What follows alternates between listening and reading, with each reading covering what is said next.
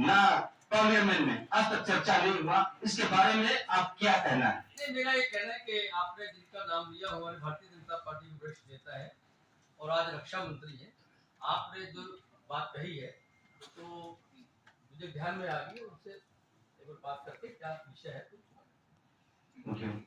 मेरा एक सवाल है, एमपी में होंगे,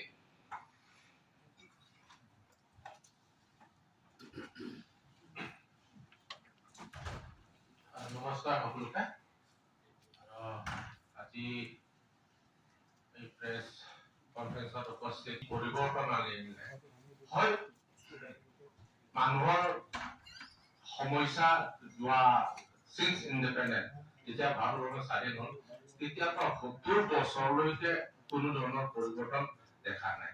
তাৰমানে নেতৃত্বৰ খবৰ কৰি মই কওঁ, কিন্তু নৰেন্দ্ৰ মোদী 2014 পৰা আজিলৈকে যিটো 9 বছৰ ধৰি কৰি দিলে, গতিকে ইয়াত আমি চাব লাগিব আমাৰ অৰ্থনৈতিক অৱস্থা তেতিয়া কি আছিল আৰু আজি কি, এই কথা আমি লক্ষ্য কৰিব লাগিব। যিকোনো ৰাষ্ট্ৰ যদি অৰ্থনৈতিক অৱস্থা যদি শক্তিশালী নহয়, সেই ৰাষ্ট্ৰ শক্তিশালী হ'ব নোৱাৰে। গতিকে আজি গোটেই বিশ্বত গম পালে যে it is a bright star, যিটো ভাৰতৰ যিটো ইকনমিক গ্ৰোথ আৰু ভাৰতৰ জিডিপি 7.2% যে growth, it is a surprising everybody. গোটেই বিশ্বত এইটো সাৰপ্ৰাইজ কৰিলে। আজিৰ দিনত ফাইনেন্সিয়াল 2023 আমাৰ জিডিপি গ্ৰোথ হৈছে 7.2। ঠিক তেনেকৈ এট প্ৰেজেন্ট আমাৰ ইকনমিক পজিশন গোটেই 3.3 ট্ৰিলিয়ন ডলাৰ। গতিকে আমি অৰ্থনৈতিক দিশৰ পৰা চাব লাগিব। গতিকে মই ভাবো যে নৰেন্দ্ৰ মোদীৰ যিটো নেতৃত্ব দিছে, যে সেলফ ৰিলায়েন্স আত্মনিৰ্ভৰ ভাৰত দিশলৈ আমি গৈ আছো।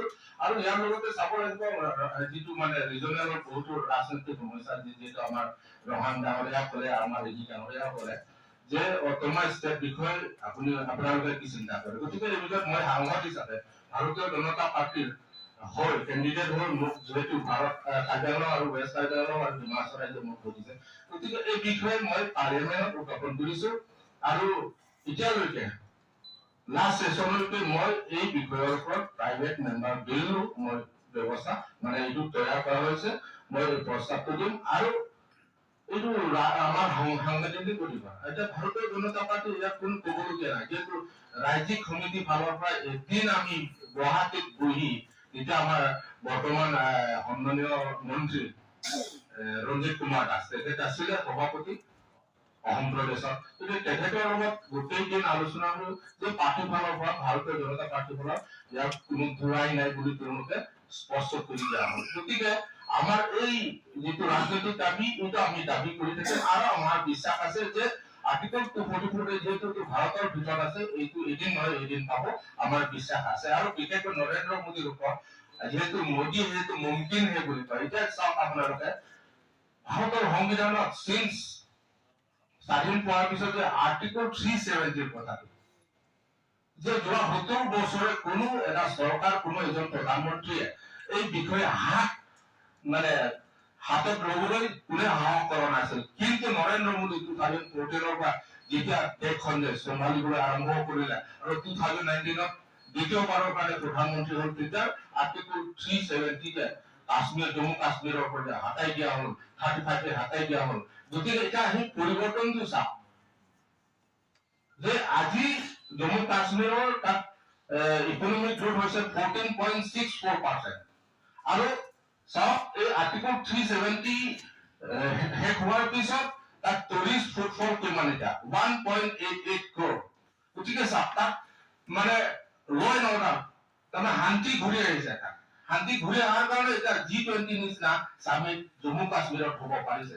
গতিকে ইয়াততো সাফল্য কিবা থাকিব পাৰে নাই। কোনেতো ভবা নাছিলে জম্মু কাশ্মীৰটো দূৰৰ পৰা আৰু ভাৰতৰ কেপিটেল দিল্লীটোতো সুৰক্ষিত নহয়। মানুহে ক'ৰবাত যদি বাছ ষ্টেণ্ডে হওক বা এনি পাব্লিক প্লেচ কিবা যদি মালিক নথকা না বস্তু যদি ক'ৰবাত পৰি থাকে, ইট মে বি বম, এইটো বম হ'ব পাৰে, চুব নালাগে বুলি কয়। কিন্তু সেই পৰিস্থিতিটো আজি নাই। গতিকে এইবোৰে আমি চাব লাগিব। ঠিক তেনেকৈ আমাৰ MOS যিটো চাইন কৰা হৈ গ'ল, এইটো বিশেষকৈ আমাৰ এইটো এটা 6 বিষয়।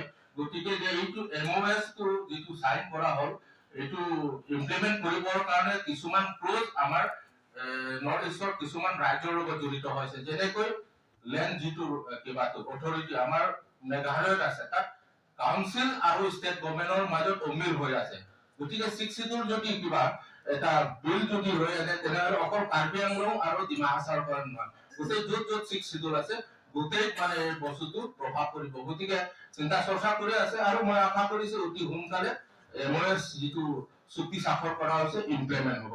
থ্যাংক ইউ, ধন্যবাদ। मैं समाज से और एक सवाल पूछ, आपके केंद्र सरकार को आप क्या बताएंगे, इसमें क्या करते जाएंगे? हमारे सांसद जी हैं, उन्होंने जो मेरा सवाल आपसे था। और नहीं, मैं बोल चुका हूँ कि जो मैंने उनको बताया वही सेम मेरी बात। सवाल इनकी नहीं, हमारा है सब एक ही है। कारण क्या है, यूपी में बोल रहा है ये जो उनको मैंने कहा है, मैं उस पर स्टैंड करता हूँ बात को। जो विषय है उस विषय पर जो उन्होंने कहा है तो कलेक्टिव আজি আপোনালোকক